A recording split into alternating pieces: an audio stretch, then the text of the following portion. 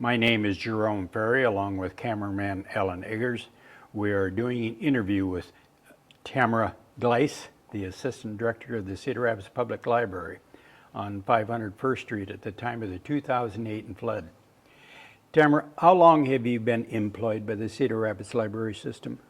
I've been employed there since 1997. What's your title?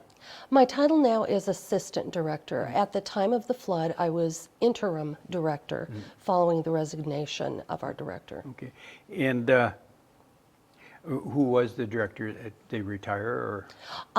Our director had been Lori Barkema, and she resigned her position. And this was just a few weeks prior to the flood, so I had said I'd be willing to help out until we got someone new on board. Okay, let's talk about the big flood. Who first alerted the staff that there could be some water issues? Well, as you recall, the whole community was kind of watching the news services to see what was happening, but we got our first really concrete information that the water might get high enough to reach the library from an email that we received from the government at City Hall.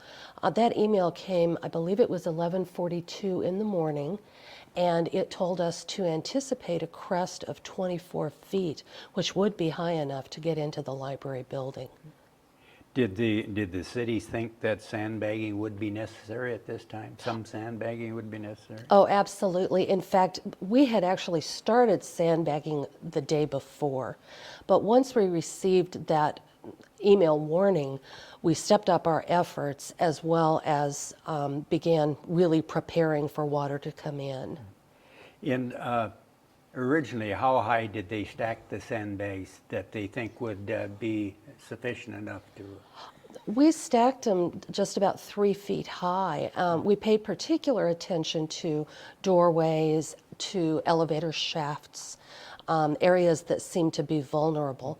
So we had one team working on sandbagging.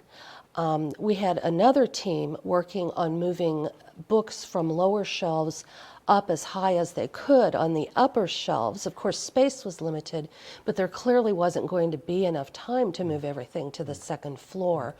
What we tried to do was prepare for a possible 26-foot crest. We thought, well, they're telling us 24, we'll give it a couple extra feet, hopefully that'll be enough. And we did focus on particular areas.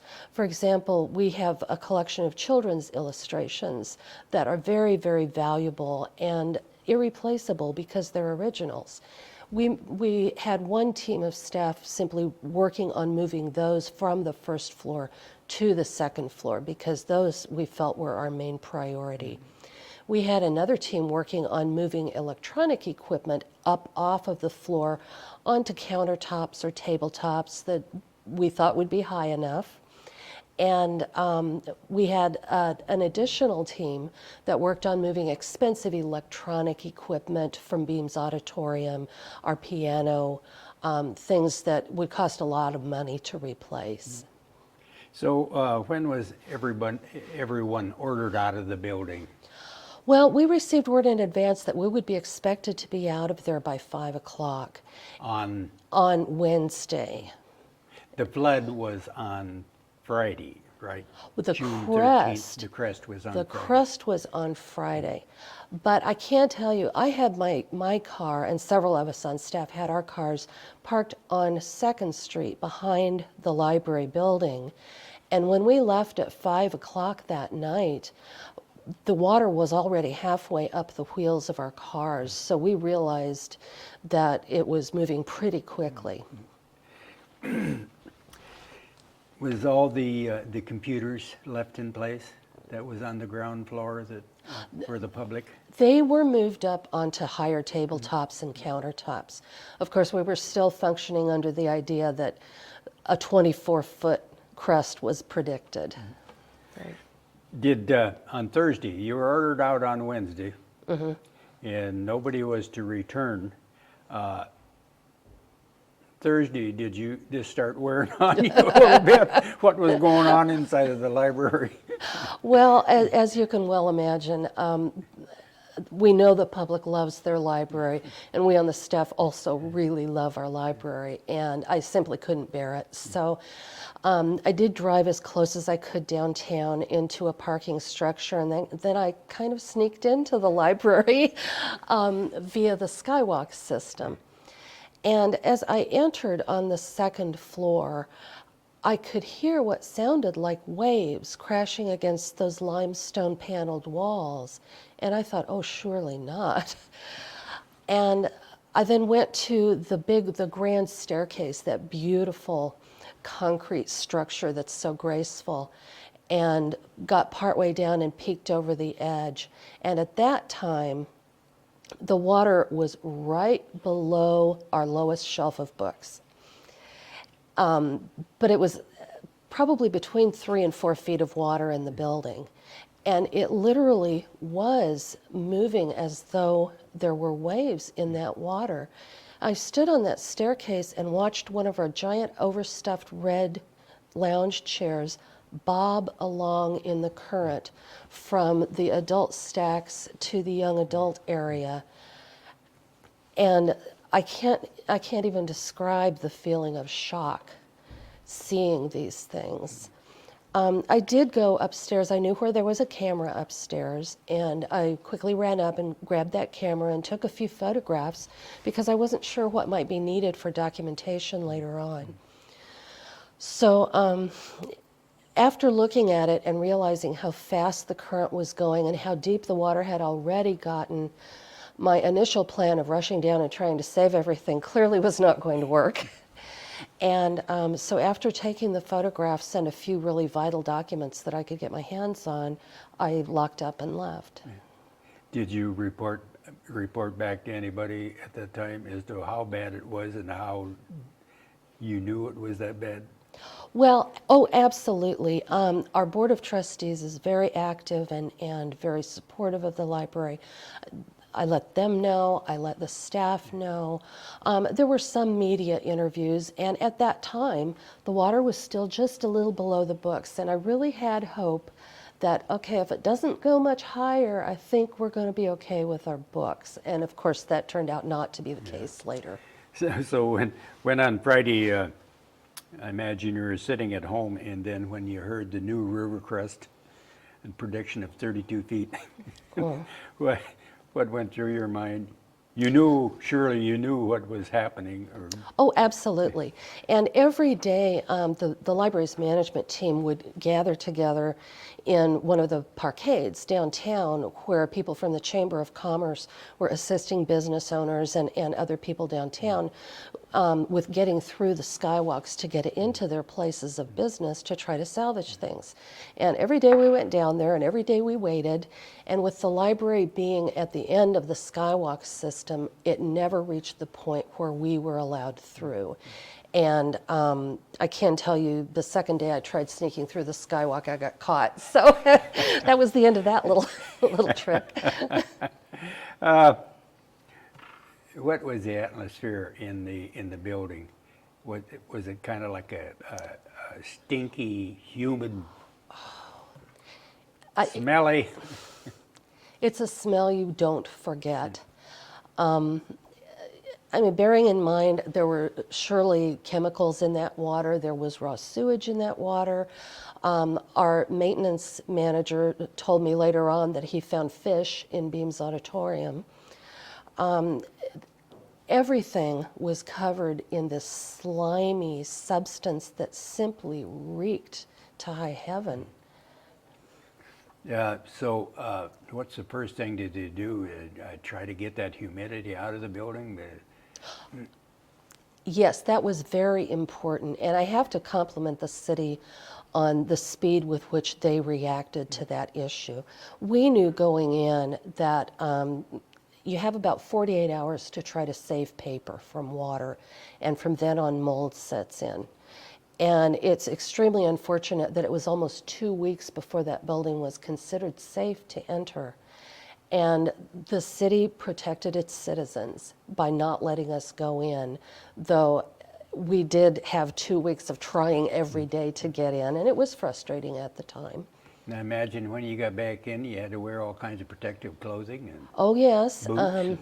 Tyvek suits and boots and respirators were very important because some of us had some bad reactions to mold. One of the first things that we did after the city got a company in that could dehumidify the building, some of us on staff suited up and went in to try to salvage the irreplaceable, the historic documents, that kind of thing. So we went in our funny suits and went up and down the rows of books saying, got to take this bunch, take them all, freeze them, we'll deal with them later. So we had a semi-truck filled with irreplaceable historic items, and those have now been cleaned and returned to us, but we haven't been able to unpack them yet because we have nowhere to put them.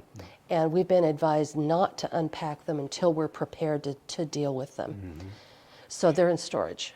Before you went back in, did somebody set you all down and tell you what precautions you had to take, how danger or how to your health it could be, that why it was important that you wear all this protective? Oh yes, we had to go through respirator training on how to use them properly.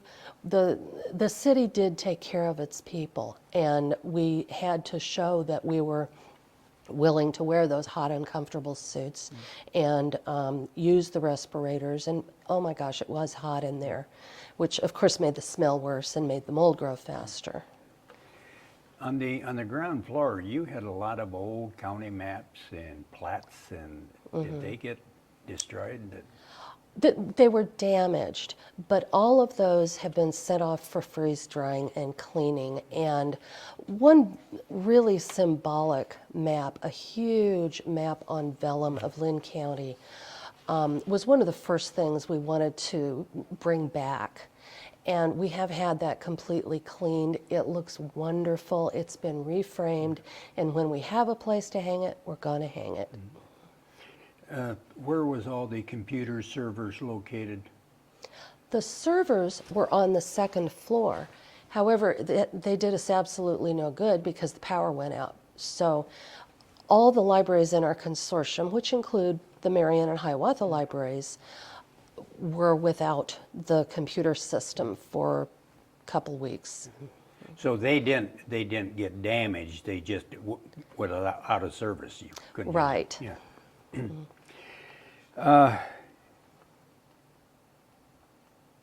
Did you have any conversation with anyone with previous knowledge as to what was important to do first?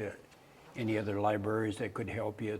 Oh, yes. The University of Iowa has some wonderful people on staff who are very, very knowledgeable. And one of their staff members, Nancy Kraft, who has been a very good friend to our library, had a workshop about 2 weeks before the flood on disaster planning for libraries.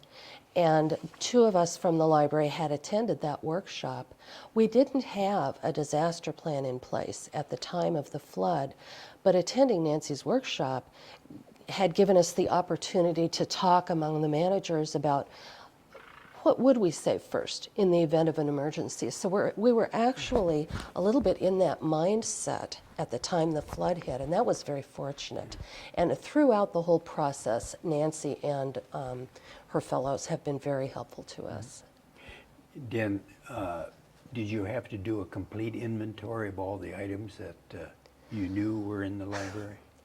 We, fortunately, with computerized library catalogs, we could get a record of the books and other materials simply from our servers. But all the furnishings and equipment, we did have to inventory. And our staff went in, once again, in the Tyvek suits and the respirators and the gloves and the whole 9 yards.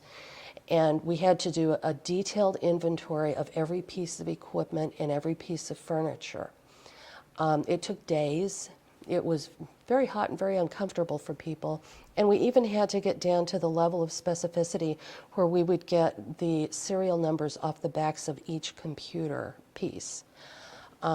It was very lengthy, but in order to make our claim to FEMA, we needed that information. How many items do you suppose there was all told that you inventoried? that had been lost in the... By items, do you mean books and that Yeah, kind of material? yeah. Well,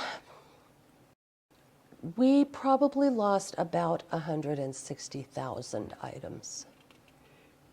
And those are the ones we would have inventoried via our computer system. You lost the entire adult book collection that was downstairs on the ground floor. Except for the things we sent off to be freeze-dried, yes. What the water hasn't destroyed, I imagine the humidity and the mold destroyed the rest of it. Unfortunately, that was the case. Had the situation been so that we could have gotten in the library and gotten volunteer crews in to clean those materials out, we estimate we might have been able to save up to 2/3 of that collection. But the water was so contaminated and the situation was so unsafe that people weren't being allowed in. And from a distance now, that is certainly an understandable decision. After it was all done, and it's still not over with, but was there any individuals that got sick from this? Any library employees that got sick from?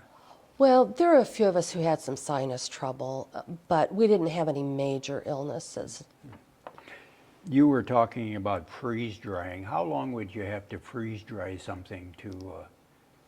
Is this all sent away? I think you said. Yes. The historic materials were sent to Chicago. And freeze drying, as I understand it, is a fairly quick process, but then the items have to be stored because in a library disaster, one of your biggest problems is you own a huge building full of stuff. And if you no longer have a building to put it in, you've got to find somewhere else to put it. So the freeze-dried books and historic materials were kept in Chicago for a number of months. The same thing with our children's illustrations. Even though they were completely undamaged and they tested totally clean, we sent them off just to be checked, to be absolutely sure. And then they were stored in Detroit for a number of months until we could find somewhere to put them. Probably in a humidity controlled building. Oh, yes. Oh, yes. And they are now, fortunately, being stored by our friends at the Cedar Rapids Museum of Art. Mm-hmm. Did you lose a lot of your microfilm? We lost all the microfilm. It is possible to clean microfilm, but everything we owned had archival copies at Heritage Microfilm, which is a local company, and it's actually less expensive to reproduce them again than to clean the old ones. So we have already had it all reproduced, and once again, it's all in storage until we have somewhere to put it.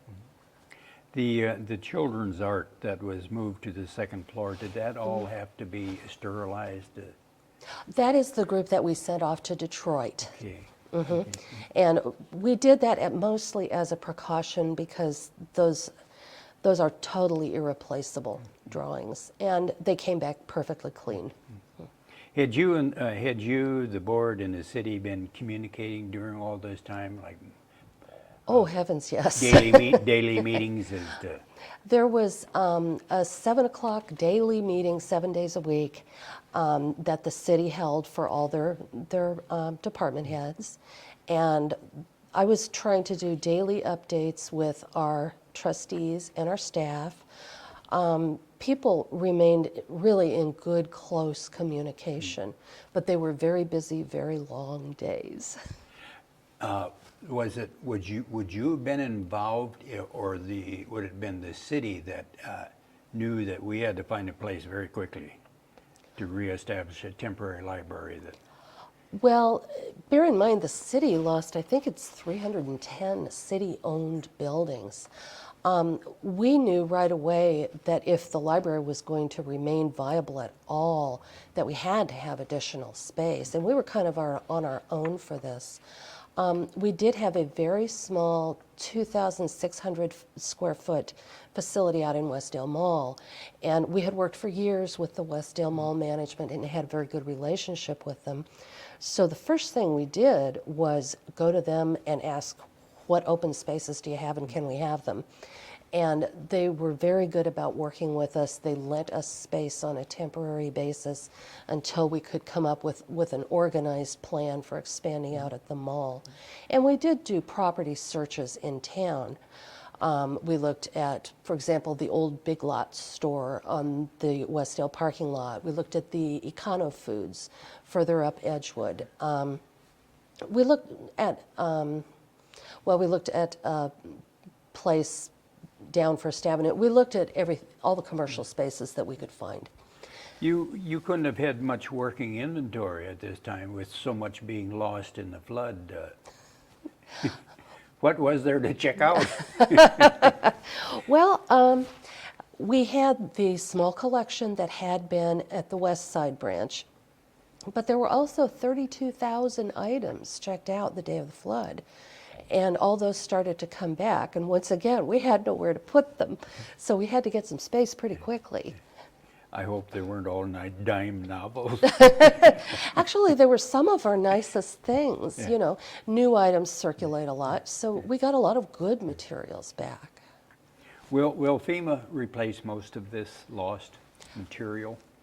Yes. FEMA does pay to replace material. I understand that at this point they're up to a 90% replacement cost for that. FEMA will also pay to replace the library building. What they won't pay for is any temporary library services. So this is essentially why we ended up utilizing a number of scattered storefronts at Westdale Mall, because they were so good to us in terms of lease costs, and we had no money. Unlike other city departments, we had no money from FEMA to get a temporary library going. You brought in some neat photos that we're going to stop and have you talk to these photos for us right now.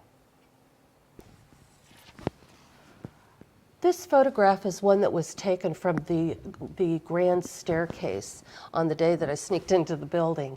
The lighting was not good. I didn't have a flash that I could use, but you can kind of see the ripples in the water there in this photograph, which was taken from above and shows the circulation desk and checkout area.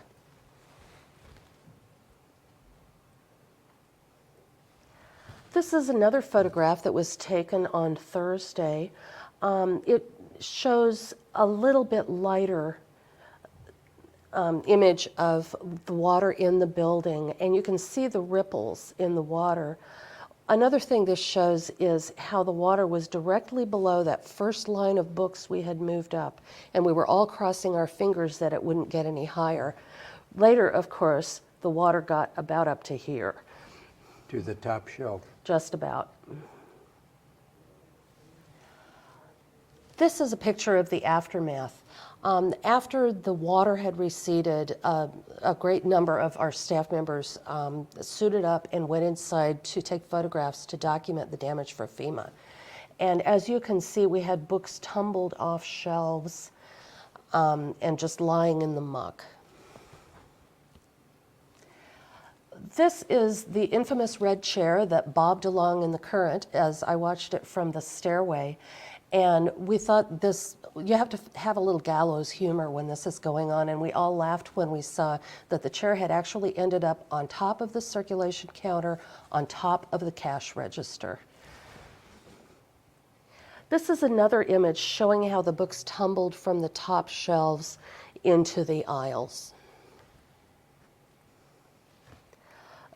This photograph I asked to have included because it gives you a good idea of how the shelving bowed.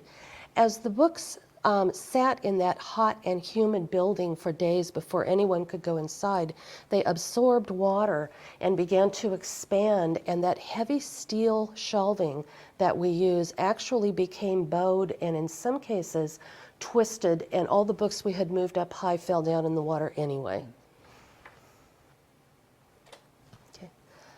This is a pileup of furniture, and we thought this was a good image to show because it is amazing how strong the current was while it was in the building. It buffeted these extremely heavy armchairs and sofas around and just made piles of them. This is the wonderful vellum map that was so badly damaged in the flood. And you can see how high the water got by looking on this map. This is one of the first pieces we had cleaned and restored because we felt it was really symbolic of this community and its history. And we knew this was something that was very visible that people would want to see back. This is a more long view of the downstairs of the library when we first walked in after the flood. There were simply things scattered everywhere as though a giant had just come through and thrown everything around. This is the main lobby as seen from above, and what's going on here is that we are inventorying pieces of computers. Every piece had to be inventoried separately. It took days and days. So we moved computer equipment out to the lobby for inventory. We did furnishings inside the building itself and got everything ready and listed so we could claim FEMA reimbursement. These show the amazing blue tubes that were put in place by Munters, which is the company that the city hired to dehumidify and clean the building. Hot air, and believe me, it was very hot air, was pumped into the building through these tubes, and it kept the mold from getting any worse than it was. I believe this was taken from the parkade near the library building.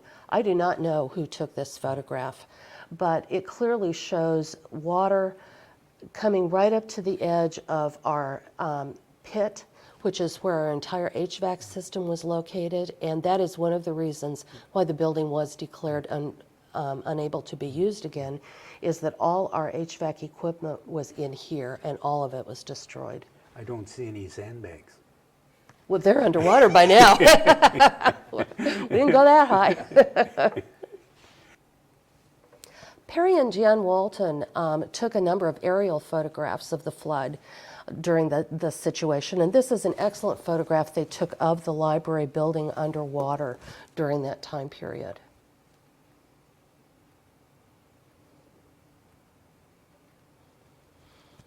Tamara, had you ever heard of any other libraries that had went through this or had so much destruction to it?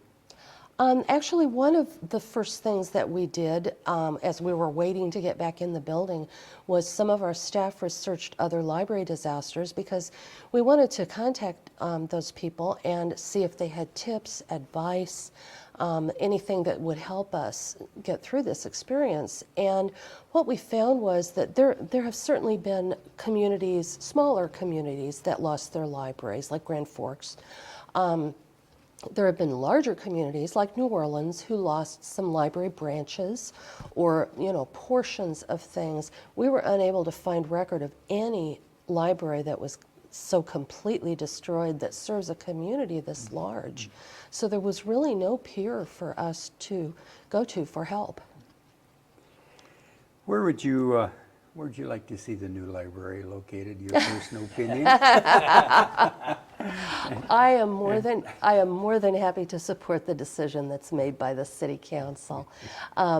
Wherever it goes, there will clearly be something to mitigate this sort of thing ever happening again. Do you suppose you'll be allowed to do a lot of upgrading to meet the new century and the new generation demands? Well, we certainly hope to. What FEMA pays for is a building that is very much like your old one. And some of the upgrades we need may cost additional money. However, we've gotten some very generous support from the iJobs program. We anticipate other support from other areas, and I think we'll be able to design and build a library that will be very forward-looking, that is very flexible, that has the capacity for multiple uses and can be changed over the years with a certain amount of ease to keep up with changes in technology and format. Tamara, are you from the Cedar Rapids, Linn County area? No, I'm from the Midwest. I grew up in St. Joseph, Missouri, and I worked at different libraries in that area for more years than I'll I'll say. But there was a terrific job opening up here, and I came up for the interview and just fell in love with the library and the community and really wanted to work here. So we moved. Never in your wildest dreams did you think you'd have to go through anything like Oh, no. When you finally did find a home in Westdale Mall, there had to have been an awful lot of work involved just to get it up and ready for a library or anything like a library. Where did all this labor come from? Well, without the funding from FEMA for a temporary space, we needed to do the work ourselves. So our staff members, particularly our maintenance manager, Jeff Crone, came in and worked evenings and weekends tearing out walls, putting up walls, drywall, painting, laying carpet. The library was staff built because that was the only way we were going to be able to get a library back in this community. And I'm very proud of our staff for all their efforts. The day that we moved in was Super Bowl Sunday, and at that point we had 312 volunteers show up to help us move. And I'm sure this is something the general public had no idea what had to be taking place by the library employees. I don't think so, but I'm glad to get that on record because this was truly an effort of the heart among our staff.